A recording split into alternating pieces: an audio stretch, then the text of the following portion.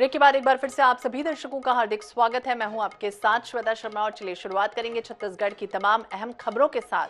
तो खैरागढ़ के जालबांधा और बिलासपुर में दो अलग अलग चुनावी सभाओं को संबोधित करते हुए कांग्रेस महासचिव प्रियंका गांधी वाड्रा ने कई बड़ी घोषणाएं कर दी। उन्होंने ये कहा कि कांग्रेस की सरकार बनते ही छत्तीसगढ़ में महतारी न्याय योजना लागू की जाएगी, जिसके तहत सिलेंडर पर 500 रुपए की सब्सिडी महिलाओं के बैंक खाते में सीधे जमा होगी। उन्होंने 200 यूनिट तक बिजली फ्री, अधिक खपत पर 200 यूनिट प्रति महीने तक निःशुल्क बिजली देने का भी ऐलान कर दिया।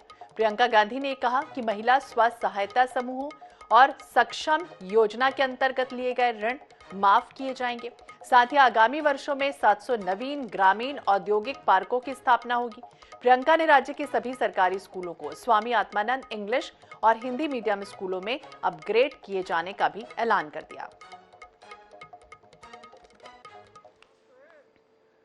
छत्तीसगढ़ की माताओं बहनों के लिए महतारी न्याय योजना लागू करेंगे, जिसमें प्रति सिलेंडर के रिफिल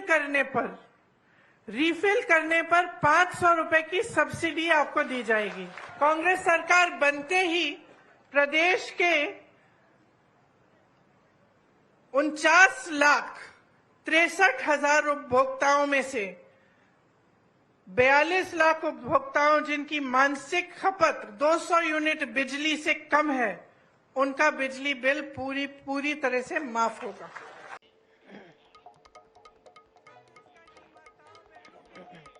छत्तीसगढ़ में विधानसभा चुनाव के दूसरे चरण के लिए नामांकन का आखिरी दिन था। दुर्ग पहुंचे सीएम भूपेश बघेल ने शक्ति प्रदर्शन के साथ अपना नामांकन दाखिल कर दिया। इस दौरान उनके साथ दुर्ग जिले के सभी कांग्रेस प्रत्याशियों ने अपना नामांकन पत्र जमा कर दिया है। इस दौरान सीएम भूपेश बघेल ने यह कहा कि दुर्ग कांग्रेस का अवैध किला है। कांग्रेस के गढ़ को भेदना भाजपा के लिए नामुमकिन है।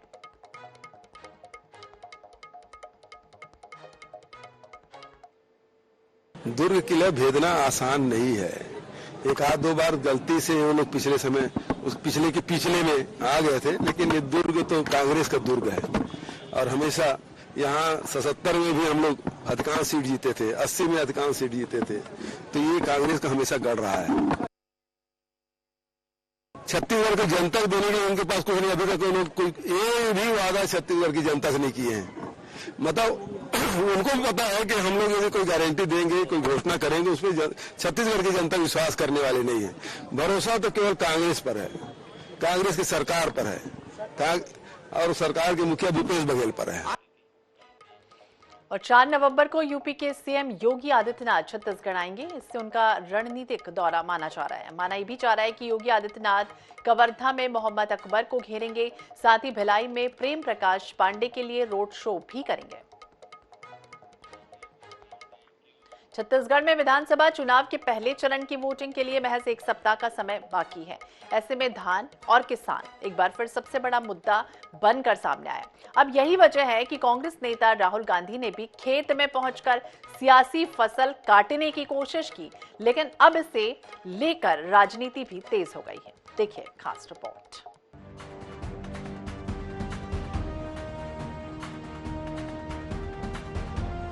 छत्तीसगढ़ की सियासत अब तक धर्मांतरण से लेकर कानून व्यवस्था, कथित भ्रष्टाचार और टारगेट किलिंग जैसे मुद्दों के इर्द गिर्द घूमती रही, लेकिन कर्ज माफी और प्रति एकड़ 20 क्विंटल धान खरीदी का ऐलान इस चुनाव के लिए टर्निंग पॉइंट साबित हो सकता है। बाकी सारे मुद्दों से अलग अब चुनाव धान और किसान के मुद्दों पर केंद्रित होता नजर आ रहा है। यही वजह है कि रायपुर पहुंचे राहुल गांधी भी खेत जाकर फसल काटने से खुद को रोक नहीं पाए। राहुल गांधी ने न सिर्फ किसानों से फसल से लेकर दाम तक जानकारी ली, मजदूरों के लिए जारी न्याय योजना की राशि को 7,000 से बढ़ाकर 10,000 रुपए करने का ऐलान भी किया गया। इतना ही नहीं, छत्तीसगढ़ मॉडल को पूरे देश में लागू करने का ऐलान भी किया है। लेकिन राहुल गांधी के खेत पहुंचने और किसानों से संवाद को लेकर जमकर राजनीति भी हो रही है। पूर्व मंत्री बृजमोहन अग्रवाल तंज कसते हैं। वहीं कांग्रेस के संचार प्रमुख सुशील आनंद शुक्ला भी पलटवार कर रहे हैं। उनको मालूम है क्या भिंडी कैसे कहाँ लगती है, अदरक कहाँ लगती है, मिर्च कहाँ लगती है, उनको मालूम है क्या? उनको तो ये मालूम है एक तरफ आलू डालो सोना बन जाएगा। वो तो बोलते हैं कि छत्तीसगढ़ के हर खेत में टमाटर की केचप बनाने की फैक्ट्री लग गई है। जिसको कुछ भी नहीं मालूम है 48 साल की उम्र में, अब वो क्या खेती सीखेगी? देखिए, छत्तीसगढ़ में तो धान, किसान, जन सरोकार, इसी को मुद्दा बनाना पड़ेगा। अब हिंदू मुस्लिम धर्मांतरण की बातें करेंगे, जनता अस्वीकार कर देगी। इन्होंने कोशिश किया था कवर्धा दंगे के बाद में 4 उप निगम के चुनाव में जनता ने इनको नकारा था, खैरागढ़ के चुनाव में इनको जनता ने नकारा था, धर्मांतरण की बातें करने के बाद इनको भानु प्रतापपुर में जनता ने नकारा था। फिर से धर्मांतरण की बातें करने का यदि दुस्साहस करेंगे तो उसका दुष्परिणाम भी भोगना पड़ेगा। छत्तीसगढ़ में 2018 चुनाव में भी धान और किसान सबसे बड़े मुद्दे थे। इस बार भी धर्मांतरण से लेकर ध्रुवीकरण की कोशिशों के बीच किसानों का मुद्दा सबसे अहम साबित हो रहा है। अब तक कांग्रेस ने तो किसानों के लिए कई बड़ी घोषणाएं कर दी। अब सबकी निगाहें भाजपा के घोषणा पत्र में धान और किसान के मुद्दे पर टिक गई हैं। ऐसे में भले वार पलटवार का सिलसिला जारी हो, अच्छी बात यह है कि प्रदेश की राजनीति किसानों के इर्द गिर्द घूमती नजर आ रही है। INS 24/7 के लिए रायपुर से गौरव शर्मा की रिपोर्ट। सूरजपुर जिले की बात की जाए तो तीनों विधानसभा सीट यानी कि प्रेमनगर, भटगांव और प्रतापपुर से शक्ति प्रदर्शन कर कांग्रेस प्रत्याशियों ने उप मुख्यमंत्री टीएस सिंहदेव की मौजूदगी में नामांकन दाखिल कर दिया। इस दौरान उप मुख्यमंत्री टीएस सिंहदेव नामांकन रैली में शामिल रहे। मीडिया से चर्चा करते हुए टीएस सिंहदेव ने ये कहा कि कार्यकर्ताओं का उत्साह हमें ऊर्जा प्रदान करता है। चुनाव के बाद सीएम बनने के सवाल पर सिंहदेव ने ये भी कह दिया कि मुख्यमंत्री के चयन का फैसला तो हाईकमान का होता है। अभी हम संयुक्त रूप से मिलकर चुनाव लड़ रहे हैं। भरपूर उत्साह है, बड़ी संख्या में, ऐतिहासिक संख्या में उनकी उपस्थिति भी हुई। तीनों विधानसभा से लोग, समर्थक बड़ी संख्या में उपस्थित हुए हैं। ये हम सब का, पार्टी का, कार्यकर्ताओं का, कैंडिडेट का सब मनोबल बढ़ाता है। पूरा विश्वास है कि तीनों सीट कांग्रेस जीतेगी। रायपुर उत्तर विधानसभा की बात की जाए तो आम आदमी पार्टी के उम्मीदवार विजय गुरु बख्शानी ने नामांकन दाखिल कर दिया। उन्होंने आम आदमी पार्टी की जीत का दावा कर दिया। गुरु बख्शानी से खास बातचीत की हमारे सहयोगी मनोज नायक ने। रायपुर उत्तर सीट में इस बार दिलचस्प नजारा देखने को मिलेगा। भाजपा कांग्रेस के अलावा आम आदमी पार्टी ने भी अपने कैंडिडेट उतारे हैं। अभी आम आदमी पार्टी के कैंडिडेट हमारे साथ हैं। आप भी प्रत्याशी हैं, क्या लग रहा है उत्तर में चुनौती दे पाएंगे? सर, हम पिछले 7-8 महीनों से कंटिन्यू जनसंवाद कर रहे हैं। 35 से 40 हज़ार दरवाजे खटखटा चुके हैं। हमें लोगों का रिस्पांस जो है वो अच्छे से हम जानते हैं। ये जितने भी पैराशूट लैंडिंग और अचानक मन बनाए हुए लोग हैं, उनकी कोई सीन नहीं बन रहा है इस बार। क्या मुद्दे हैं कि जनता आपको चुनेगी? सर, बहुत सारे, स्पेशली रायपुर उत्तर जो है पानी के नाम से बहुत जगह प्यासा है। बहुत सारे क्षेत्र है जहाँ पानी की समस्या है। पता नहीं, विकास का दावा करने वाली 15 साल की भाजपा जो बोलती है कि हमने विकास किया था, अगर उन्होंने विकास किया था और 5 साल में जो भूपेश बघेल ये नरवा गुरवा बाड़ी और ये सब जो वो कर रहे थे, वो कहीं पे कुछ भी काम नहीं आ रहा। वैसे उत्तर तो पूरा शहरी है, लेकिन पानी के नाम से सबसे ज़्यादा परेशानी है वो उत्तर में ही है। सिंधी समाज से आप आते हैं, अजीत कुकरेजा ने भी आज नामांकन दाखिल कर दिया, तो आपको नुकसान नहीं होगा? क्योंकि ये मान के चला जा रहा था कि सिंधी समाज अब आपके पक्ष में, भाजपा कांग्रेस दोनों ने उन्हें नकारा है। जी, मुझे पता था ये सवाल सब लोग करेंगे, क्योंकि हमारा जो तुलना होनी चाहिए नियम से वो राष्ट्रीय पार्टी के साथ होनी चाहिए। वो सिर्फ एक समाज के हैं, इसलिए इस बात को ऐसे नहीं लाना चाहिए, हाइप नहीं बना देना चाहिए। अभी समय बाकी है। और एक चीज़, अंततः जीत हमारी होगी, ये फाइनल है।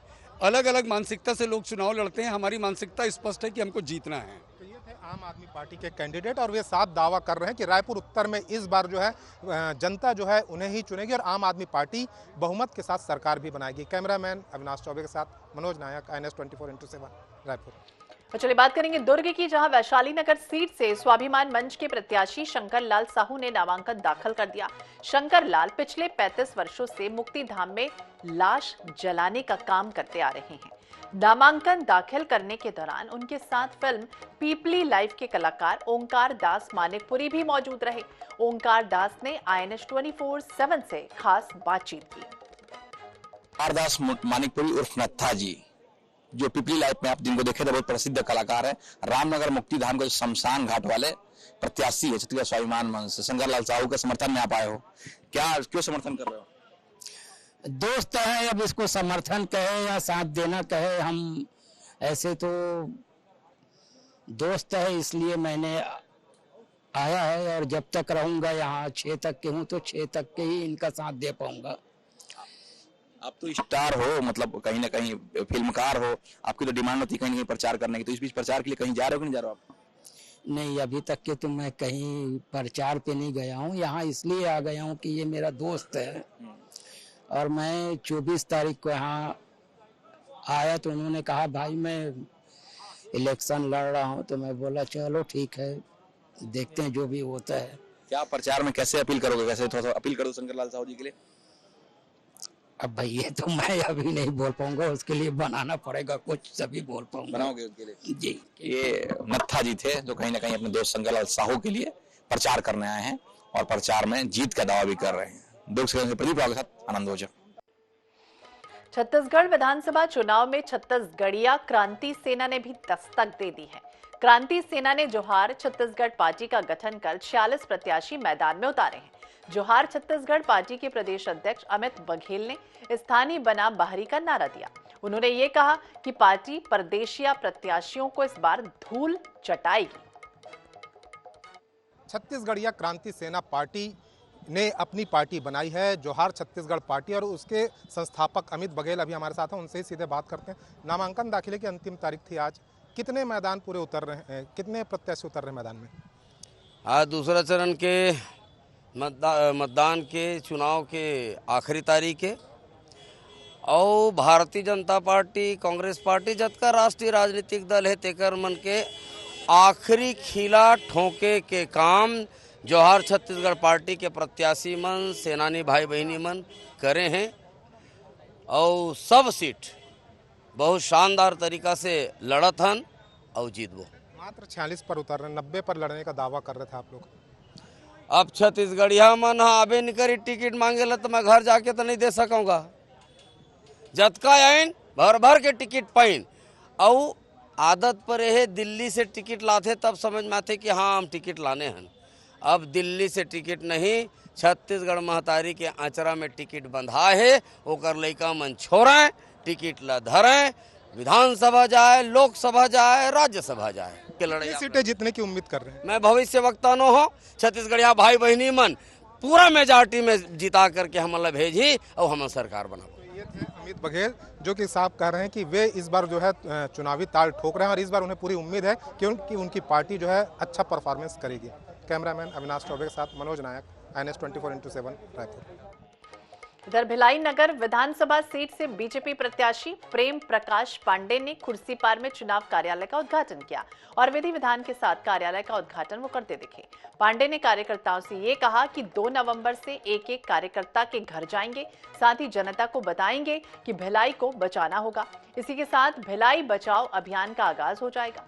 पांडे ने भी कहा कि बीजेपी को रोकने के लिए हर तरफ से घेराबंदी की जा रही है, लेकिन लोगों की जागरूकता से बीजेपी को कोई रोक नहीं सकता।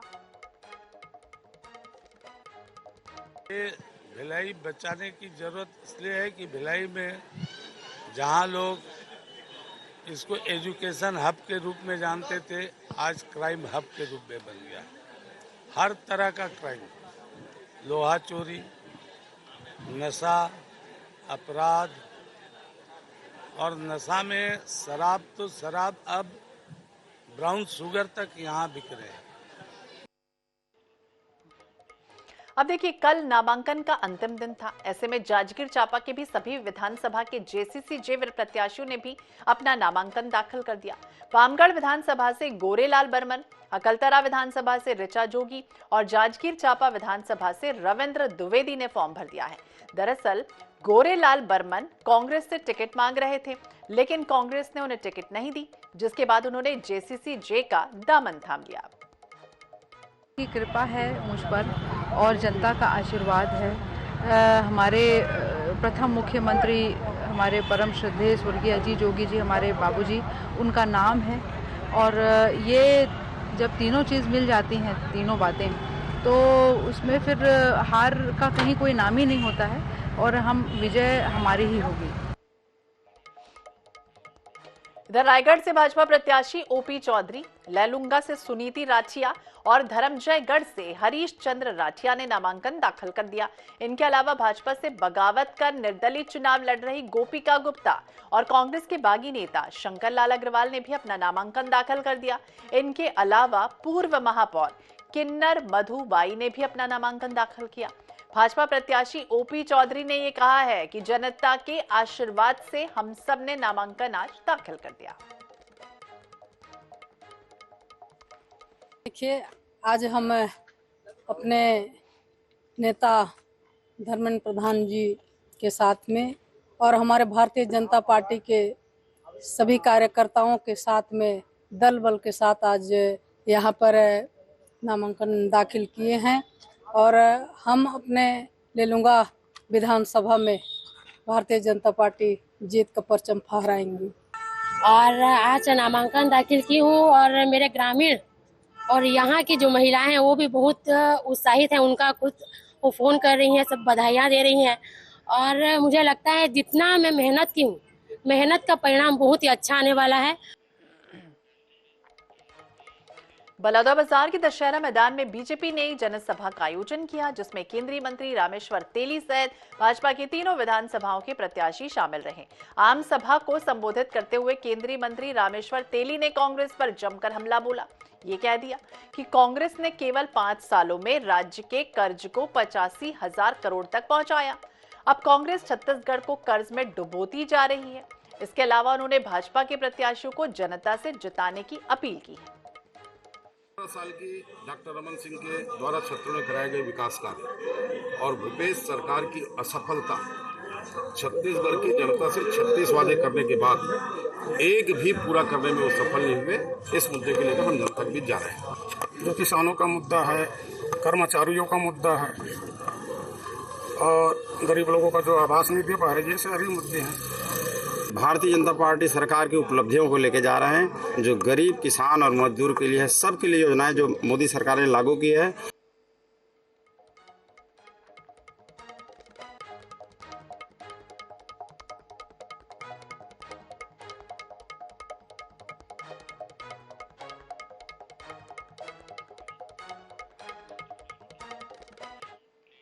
इधर रायपुर दक्षिण से आम आदमी पार्टी के उम्मीदवार विजय झा ने अपना नामांकन दाखिल कर दिया। उन्होंने ये कहा कि बृजमोहन अग्रवाल बाहरी प्रत्याशी हैं और वो उत्तर विधानसभा के रहने वाले हैं, जबकि दक्षिण से चुनाव लड़ते हैं। कांग्रेस प्रत्याशी को लेकर उन्होंने कहा कि महंत के रूप में उनका आदर करते हैं, उन्हें सियासत में नहीं आना चाहिए था। विजय झा से खास बातचीत की हमारे सहयोगी मनोज नायक ने। दक्षिण से ताल ठोकी है विजय झा ने, पूर्व कर्मचारी नेता हैं, अभी हमारे साथ हैं। आम आदमी पार्टी से आप उम्मीदवार हैं, धाकड़ नेता लड़ रहे हैं, वहाँ से 7 बार के विधायक हैं बृजमोहन अग्रवाल, पटकनी दे पाएंगे? कौन धाकड़ नेता? बृजमोहन अग्रवाल। और 7 बार का पटकनी। आपको बता दूं, बृजमोहन अग्रवाल रायपुर दक्षिण के मतदाता नहीं है। रायपुर दक्षिण के मतदाताओं ने कसम खा लिया है कि बाहरी व्यक्ति को वोट नहीं देंगे। बृजमोहन अग्रवाल जी इस समय नहीं जीतेंगे, बहुत हो गया। और मेरे को समझ में नहीं आता, छत्तीसगढ़ी में बोलते हैं मठाधीश। मठाधीश उसको बोलते हैं जो महंत रहते हैं ना, अपने जीवन काल तक के पद में बैठे। महंत भी है मैदान में।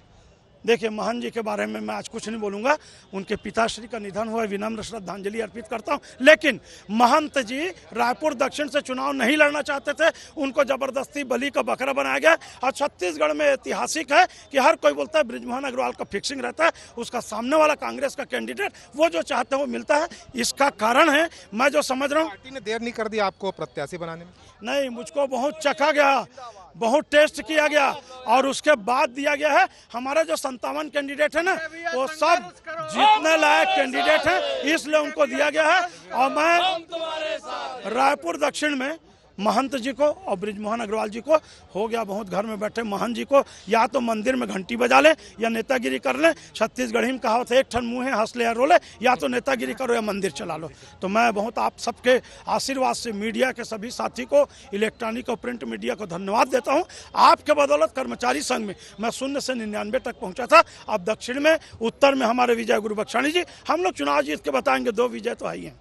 ये थे विजय झा जो अपनी जीत को लेकर पूरी तरह से आश्वस्त था और उनका साफ कहना है कि भाजपा और कांग्रेस को वे धूल चटाएंगे। कैमरामैन अविनाश चौबे के साथ मनोज नायक, INS 24x7 रायपुर। पिछले भोपाल से अहम खबर आपको बता दें, जहां लौह पुरुष सरदार वल्लभ भाई पटेल की जयंती एकता दिवस पर रन फॉर यूनिटी का आयोजन किया गया है। राजा भोज सेतु से शौर्य स्मारक तक दौड़, बड़ी संख्या में NCC के कैंडिडेट्स इसमें शामिल हैं। राजा भोज सेतु से शौर्य स्मारक तक दौड़ लगाई जा रही, बड़ी संख्या में NCC के कैडेट्स शामिल हैं। तस्वीरें सामने आई हैं जहां दौड़ का आयोजन किया गया है। लौह पुरुष सरदार वल्लभ भाई पटेल की जयंती। भोपाल से तस्वीरें। एकता दिवस पर रन फॉर यूनिटी का आयोजन किया गया।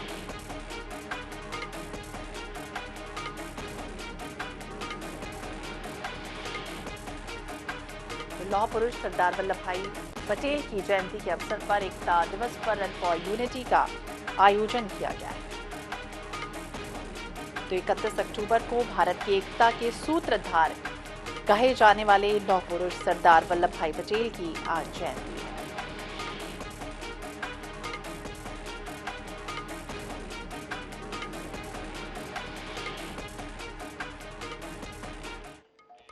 रायपुर से अहम खबर आपको बता दें, छत्तीसगढ़ विधानसभा चुनाव दूसरे चरण के लिए दाखिल नामांकन कर दिए गए हैं। 1219 अभ्यर्थियों ने भरे हैं 1985 नामांकन पत्र। अंतिम दिन 1245 नामांकन पत्र दाखिल हो चुके हैं और आज नामांकन पत्रों की जांच होगी, यानी कि स्क्रूटनी होगी। 2 नवंबर तक नाम वापस ले सकते हैं प्रत्याशी, यानी कल नाम वापसी की जो प्रक्रिया है वो भी चलेगी और आज जांच होगी। जो नामांकन पत्र कल जमा हुए हैं उन पत्रों की स्क्रूटनी आज होने जा रही है।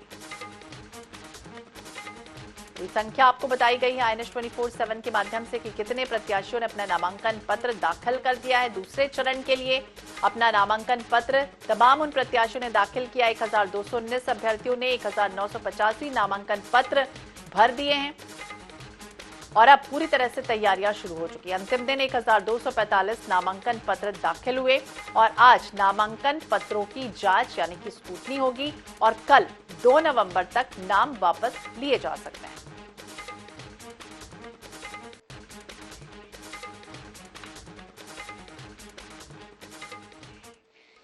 और इसी के साथ इस बुलेटिन में फिलहाल इतना ही। बाकी अपडेट्स के लिए आप देखते रहिए INS 24/7। नमस्कार।